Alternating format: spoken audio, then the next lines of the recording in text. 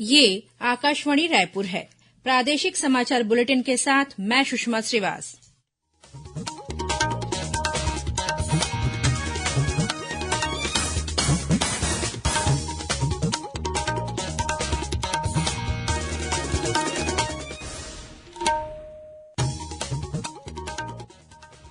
और अब पेश है आज के मुख्य समाचार।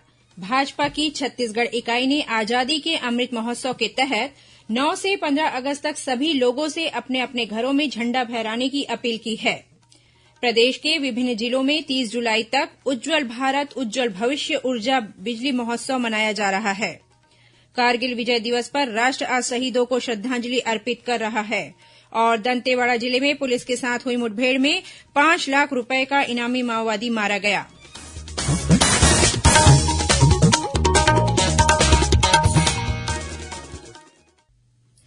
अब समाचार विस्तार से। भारतीय जनता पार्टी ने आजादी के अमृत महोत्सव के तहत आगामी 9 से 15 अगस्त तक सभी लोगों से अपने अपने घरों में झंडा फहराने की अपील की है। भाजपा के इस कार्यक्रम को लेकर पार्टी के राष्ट्रीय प्रवक्ता डॉक्टर संबित पात्रा एक दिवसीय प्रवास पर आज रायपुर पहुंचे। इस दौरान उन्होंने हर घर तिरंगा टीम के जिला, संभाग और प्रमुख पदाधिकारियों से चर्चा की। उन्होंने कहा कि हर घर में तिरंगा फहराने की यह मुहिम किसी एक राष्ट्रीय दल की नहीं बल्कि पूरे देश के लोगों की मुहिम है। पत्रकारों से चर्चा करते हुए डॉक्टर संबित पात्रा ने कहा कि आजादी के अमृत महोत्सव में जब हर घर तिरंगा फहरेगा तो यह हमारे लिए एक बेहद यादगार गौरवशाली क्षण होगा। इससे पहले डॉक्टर पात्रा विधायक दल की बैठक में भी शामिल हुए। आजादी के अमृत महोत्सव के तहत उज्जवल भारत उज्जवल भविष्य ऊर्जा 2047 बिजली महोत्सव की कल प्रदेश के 3 जिलों धमतरी, गरियाबंद और बलरामपुर से शुरुआत हुई। आगामी 30 जुलाई तक हर जिले की 2 जगहों पर बिजली महोत्सव का आयोजन किया जाएगा, जिसमें बिजली से आम लोगों के जीवन में आए बदलाव को रेखांकित करने पर जोर दिया जाएगा। आज सुकमा और सूरजपुर जिले में आयोजित बिजली महोत्सव में लोगों को बिजली के क्षेत्र में किए गए कार्यों और उपलब्धियों की जानकारी दी गई। महोत्सव के दौरान छत्तीसगढ़ शासन की योजनाओं के अलावा केंद्र सरकार की सौभाग्य योजना, दीनदयाल उपाध्याय ग्राम ज्योति योजना, कुसुम योजना और उपभोक्ताओं के अधिकार सहित अन्य योजनाओं के बारे में लोगों को जानकारी दी जा रही है। रायपुर जिले में यह महोत्सव 27 जुलाई को इंजीनियरिंग कॉलेज सेजबहार और 28 जुलाई को मंगल भवन धरसीवा में मनाया जाएगा। महोत्सव में नुक्कड़ नाटक, फिल्मों की स्क्रीनिंग, प्रदर्शनी जैसे विभिन्न कार्यक्रम आयोजित किए जाएंगे। इसके अलावा सरकार की विभिन्न योजनाओं के लाभार्थी भी इसमें शामिल होंगे। महोत्सव में छत्तीसगढ़ स्टेट पावर कंपनी सहित केंद्रीय विद्युत उपक्रम आरईसी लिमिटेड, एनटीपीसी और अन्य उपक्रम संयुक्त रूप से शामिल हो रहे हैं।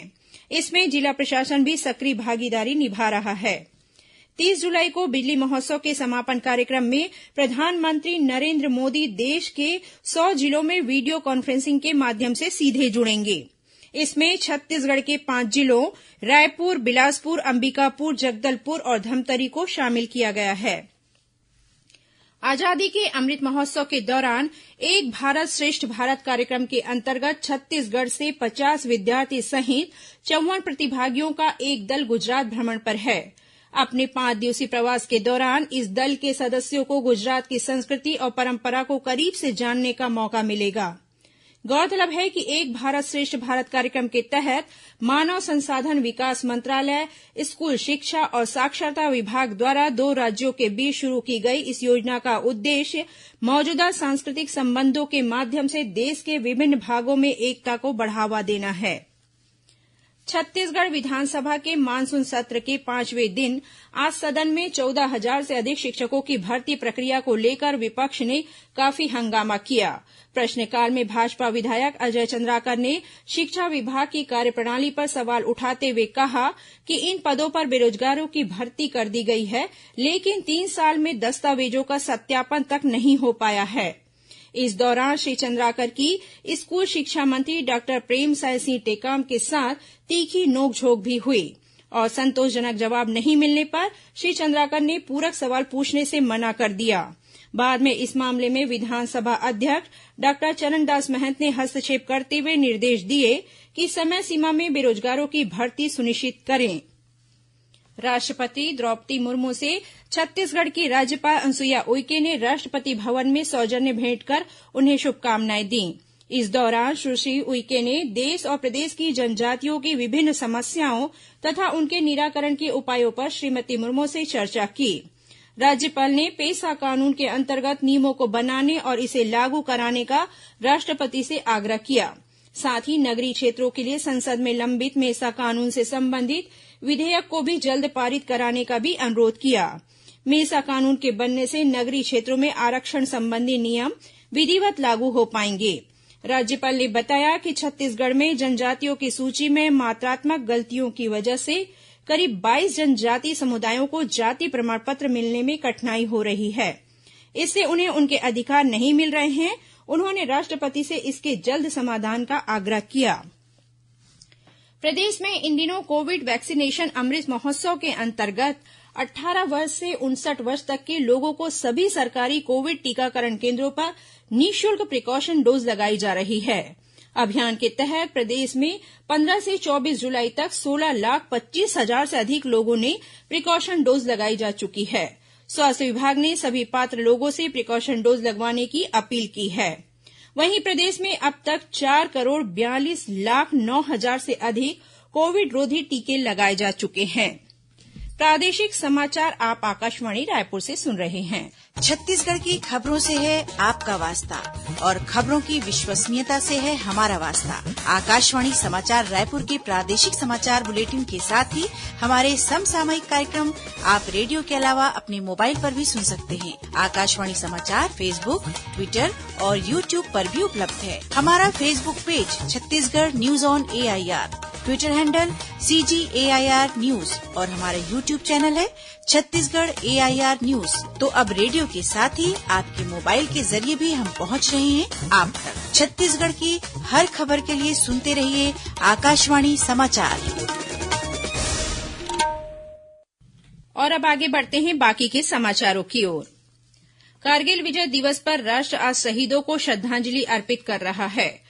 वर्ष 1999 में ऑपरेशन विजय में भारतीय सशस्त्र बलों की जीत की स्मृति में यह दिवस मनाया जाता है। इस दिन सेना ने कारगिल पहाड़ियों से पाकिस्तानी सेना समर्थित घुसपैठियों को बाहर निकाला था। कारगिल युद्ध 60 से अधिक दिनों तक चला। इस दौरान टाइगर हिल पर विजय एक महत्वपूर्ण उपलब्धि थी। राष्ट्रपति द्रौपदी मुर्मू, उपराष्ट्रपति वेंकैया नायडू, प्रधानमंत्री नरेंद्र मोदी और रक्षा मंत्री राजनाथ सिंह ने कारगिल दिवस पर देश की रक्षा के लिए अपने प्राणों की आहुति देने वाले शहीद जवानों को नमन किया। वहीं छत्तीसगढ़ की राज्यपाल अनुसुईया उइके और मुख्यमंत्री भूपेश बघेल ने भी कारगिल विजय दिवस भारतीय जवानों की वीरता को नमन करते हुए युद्ध के शहीदों को अपनी श्रद्धांजलि अर्पित की है।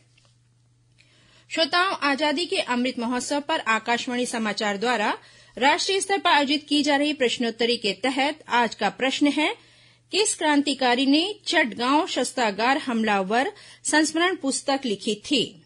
श्रोता अपने उत्तर व्हाट्सएप ऐप नंबर 8826546262 पर या ईमेल आईडी amritmahotsav@prasarbharati.gov.in पर भेज सकते हैं। इस प्रतियोगिता के लिए एक भाग्यशाली प्रतिभागी को विजेता चुना जाएगा और कल के समाचार प्रभात में उनके नाम की घोषणा की जाएगी। विजेता को ई प्रमाण पत्र और सांकेतिक पुरस्कार दिया जाएगा। केंद्र सरकार के कर्मचारियों के समान 34% महंगाई और गृह भाड़ा भत्ते की मांग को लेकर प्रदेश भर के सरकारी कर्मचारी की हड़ताल आज दूसरे दिन भी जारी रही। इस हड़ताल की वजह से आज भी सरकारी दफ्तरों में कामकाज प्रभावित रहा। छत्तीसगढ़ शासकीय कर्मचारी अधिकारी फेडरेशन के प्रांतीय सचिव राजेश चटर्जी ने कहा कि कर्मचारियों के वेतन में कटौती करना अन्यायपूर्ण है। छत्तीसगढ़ उच्च न्यायालय ने मैट्स और ISBM निजी विश्वविद्यालय की फर्जी डिग्री मामले में राज्य शासन और दोनों विश्वविद्यालयों के प्रबंधन सहित 6 पक्षकारों को नोटिस जारी करते हुए जवाब देने को कहा है। न्यायालय ने इस संबंध में दायर एक जनहित याचिका पर सुनवाई करते हुए यह नोटिस जारी किया है। गौरतलब है कि इस याचिका में प्रदेश में उच्च शिक्षा के नाम पर निजी विश्वविद्यालय द्वारा की जा रही गड़बड़ी का हवाला देते हुए आरोप लगाया गया है कि दोनों विश्वविद्यालय ने कई गुना अधिक मार्कशीट बांटी। साथ ही ये दोनों संस्थान लंबे समय से उन लोगों को डिग्रियां बांट रहे हैं जिन्होंने कभी भी इन संस्थानों में प्रवेश नहीं लिया है। दंतेवाड़ा जिले में पुलिस के साथ हुई मुठभेड़ में एक माओवादी मारा गया है। इस पर 5 लाख रूपये का इनाम घोषित था और थाने में इसके खिलाफ 19 मामले दर्ज थे। मिली जानकारी के अनुसार कटेकल्याण थाना क्षेत्र के जबरा मेटा के जंगलों में बीती देर रात गश्त पर निकले पुलिस जवानों और माओवादियों के बीच यह मुठभेड़ हुई। इलाके की तलाशी के दौरान पुलिस ने माओवादी का शव बरामद कर लिया है, जिसकी पहचान बुधराम मरकाम के रूप में की गई है। इधर आगामी 28 जुलाई से 2 अगस्त के बीच माओवादियों के शहीद सप्ताह को देखते हुए राजनांदगांव जिले के सीमावर्ती क्षेत्रों में पुलिस ने सर्च ऑपरेशन तेज कर दिया है।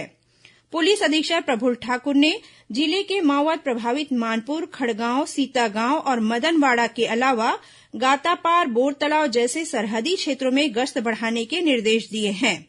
इस संबंध में उन्होंने थाना चौकी और कैंप प्रभारियों की एक बैठक भी ली। और अब पेश है मौसम का हाल। मौसम विभाग ने कल प्रदेश में 1-2 स्थानों पर गरज चमक के साथ भारी वर्षा होने की चेतावनी दी है। इसके अलावा अनेक स्थानों पर हल्की से मध्यम वर्षा होने अथवा गरज चमक के साथ छींटे पड़ने की संभावना भी व्यक्त की है। और अब कुछ खबरें संक्षेप में। कल केंद्रीय रिजर्व पुलिस बल सीआरपीएफ का स्थापना दिवस मनाया जाएगा। इस मौके पर मुख्यमंत्री भूपेश बघेल ने सभी वीर जवानों को बधाई और शुभकामनाएं दी हैं। दुर्ग के हेमचंद यादव विश्वविद्यालय में स्नातकोत्तर कक्षाओं में दाखिले के लिए प्रवेश पोर्टल 29 जुलाई से 2 अगस्त तक फिर से खोला जाएगा। पश्चिम रेलवे के राजकोट रेलमंडल में नॉन इंटरलॉकिंग कार्य के कारण दक्षिण पूर्व मध्य रेलवे से चलने वाली बिलासपुर हापा एक्सप्रेस गाड़ी 30 जुलाई और 1 अगस्त को रद्द रहेगी। दुर्ग में कोरोना संक्रमण के बढ़ते मामलों को देखते हुए जिला प्रशासन सतर्क हो गया है और इसके नियंत्रण के प्रयास तेज कर दिए हैं। स्कूलों में बच्चों के लिए टीकाकरण महाअभियान शुरू किया गया है। साथ ही मोबाइल टीम को भी सक्रिय कर दिया गया है। कबीरधाम जिले में पुलिस द्वारा अभिव्यक्ति कार्यक्रम के तहत कस्तूरबा गांधी बालिका आवासीय विद्यालय की छात्राओं को उनके अधिकारों तथा गुड टच बैड टच के विषय में जानकारी दी गई। बेमेतरा जिले में आजादी के अमृत महोत्सव के तहत आगामी 11 से 17 अगस्त तक हर घर झंडा कार्यक्रम आयोजित किया जाएगा। बेरोजगारी भत्ता देने की मांग को लेकर मुंगेली में आज भारतीय जनता युवा मोर्चा ने एसडीएम कार्यालय का घेराव किया और जांजगीर चांपा जिले के देवरमठ गांव महानदी में बह चुके युवक का शव आज 32 घंटे बाद डोटमा गांव से बरामद किया गया। अंत में मुख्य समाचार एक बार फिर। भाजपा की छत्तीसगढ़ इकाई ने आजादी के अमृत महोत्सव के तहत 9 से 15 अगस्त तक सभी लोगों से अपने अपने घरों में झंडा फहराने की अपील की है। प्रदेश के विभिन्न जिलों में 30 जुलाई तक उज्जवल भारत उज्जवल भविष्य ऊर्जा बिजली महोत्सव मनाया जा रहा है। कारगिल विजय दिवस पर राष्ट्र आज शहीदों को श्रद्धांजलि अर्पित कर रहा है और दंतेवाड़ा जिले में पुलिस के साथ हुई मुठभेड़ में 5 लाख रूपये का इनामी माओवादी मारा गया। इसी के साथ प्रादेशिक समाचार बुलेटिन समाप्त हुआ। नमस्कार।